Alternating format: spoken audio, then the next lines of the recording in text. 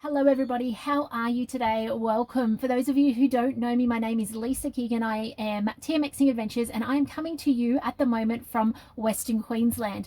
Now today I want to show you how easy it is to whip up a beautiful tomato sauce in the Thermomix, but then take that sauce one step further, add some water and cook some pasta in it as well. So it's literally a one pot pasta sauce. So let me show you. Today I'm basing it off the cookie dough recipe called tomato pasta sauce. You'll find it on your cookie dough platform. So let's get cooking and I'll show you how to do this in your Thermomix. Now this can be done in a TM6, a TM31, a TM5, it doesn't particularly matter. We're going to go straight to start cooking. First things first is familiar. You'll see there's an onion, 120 grams. I'm just going to put a purple one in because that's what I've got at the moment left in stock in here. So that's what I'm going to go with.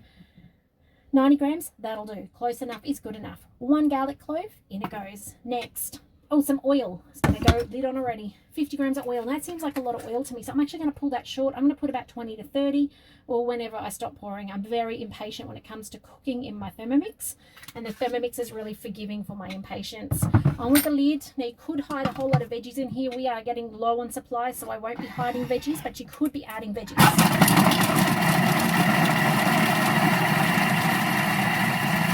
So 5 seconds, speed 5 that was. But you could have a carrot, you could have a zucchini, some capsicum, some spinach, all that sort of stuff hidden in there. I'm going to click on next, scrape down the sides. I'm not going to do that. The fumes will get me. Insert the measuring cup. And now it's going to cook off for 7 minutes. So it's got quite a decent cook. It's 120 degrees, 7 minutes, speed 1. This is your time to grab out your diced tomatoes, or maybe you're doing 800 grams of fresh tomatoes.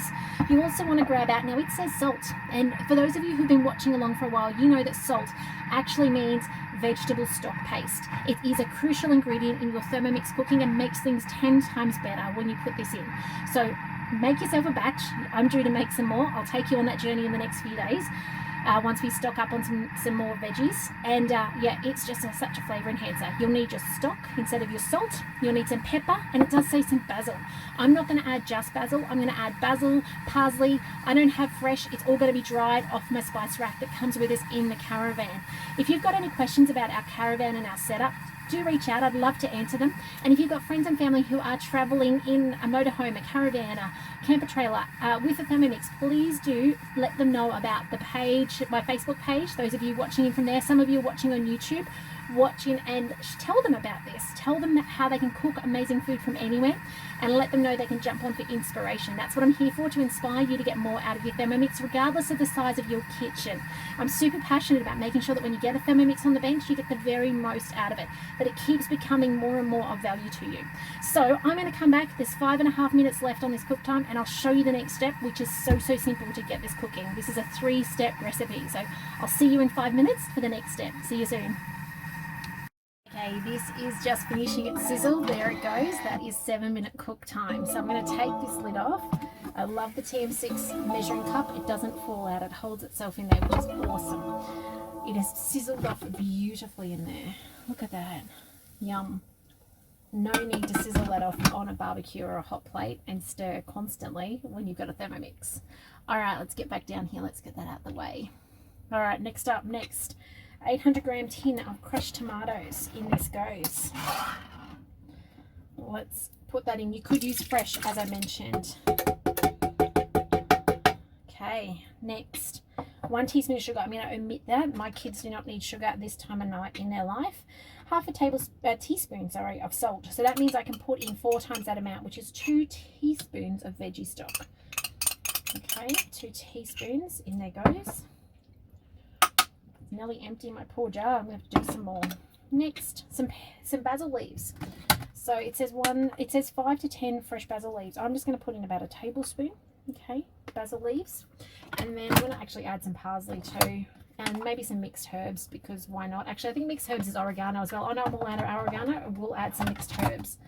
Just a bit of this and a bit of that, really. So what you're making is a pasta sauce. You could put this aside in the cupboard as like its own jar, but I'm going to actually tonight turn it into literally a 1-pot wonder. So next 20 minutes, 100 degrees, speed 2, sorry. Now this is going to cook this off beautifully. So this is going to turn this into a really rich sauce.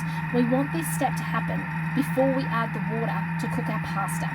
So I'm going to come back in 20 minutes, and I'm going to add some water and pasta, and we're using gluten-free pasta because we're gluten-free here, so it can work though with fresh pasta, gluten-free pasta, glutinous pasta. It doesn't really matter, and it doesn't matter if it's spirals or panini or penne, whatever you say, it doesn't really matter. So I'll see you in 20 minutes time, and I'm going to show you how we now turn this beautiful tomato sauce into a one pot pasta if you don't want to do more washing up, which I don't when I'm traveling in my caravan. So I'll see you in 20 minutes, guys, for the next step. See you then. Alright guys, it has cooked now for 20 minutes and it is beautiful. The smell in here is amazing, so much so all the flies want to join me.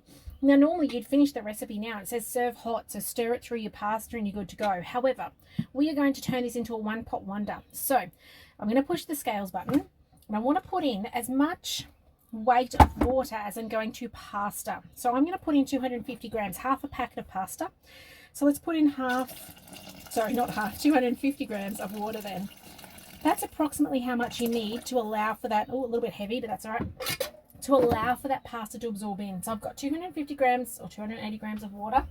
I've got my gluten-free pasta that I'm putting in. And half a packet. There we go. And this is penne, but you could, as I said, you could use anything. Oh no, I did it wrong. Nah, never mind. What I was going to do, let me just come back up here and tell you what I was actually going to do. And I'll let you know if this works or not. My plan was you put the water in and then you bring it to the boil. I got excited and put the pasta in as well. Anyway, let's see how we go. Because in theory, you should always add pasta to a boiled substance. Otherwise, it goes soggy. But anyway, let's see. Let's see how we go. Let's put 15 minutes. So normally the pasta would take 12 minutes. But however, I need to give it, let me put you back down here so you can see. I need to give it a bit of bonus time because it needs to get up to 100 degrees. It's 65 at the moment. So let's put it on Varoma. Please remember to push your reverse button, which lives underneath the 0. Or if you have a TM5, it's on your bottom grey section, and a TM31 has a button. So reverse and speed 1, and off it goes. Now, my pasta may end up soggy. We'll see. Soggy meaning a bit squishy and gooey and, yeah, just not its normal texture. Like I might lose some of it. It might become part of the sauce. Let me see how this goes and let me report back.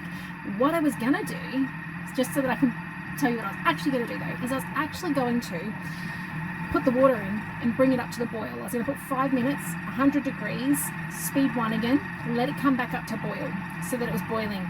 Then I was gonna add my pasta and then I was gonna cook it. However, done the mistake now.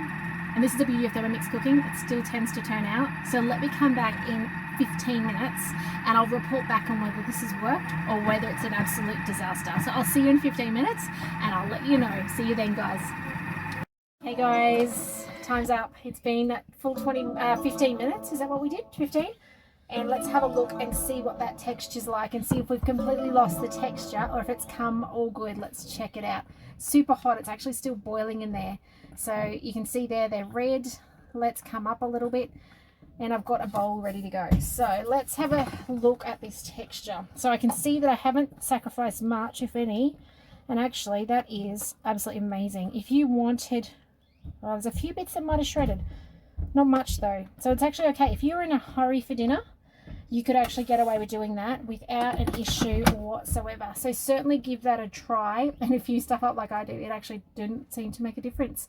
Now that's going to be really tomatoey. If you want it to be kind of a bit more creamy, you certainly could add to it some yogurt or some, I was going to say sun-dried tomatoes. That's not the right thing. Yogurt, cream, even cream cheese, that sort of stuff would certainly, or coconut cream, take that flavor down so it's not quite so tomatoey. But I think the kids are going to absolutely love this for dinner. So I hope you've enjoyed. I hope you see how easy it is. You don't have to buy jars. Even when you're in a caravan on the road, you can make good food so easily with limited ingredients. Like this was like 5 ingredients, right? So simple. So take care and I look forward to seeing you tomorrow, and I'll put up a photo of this now. See you then. Bye guys.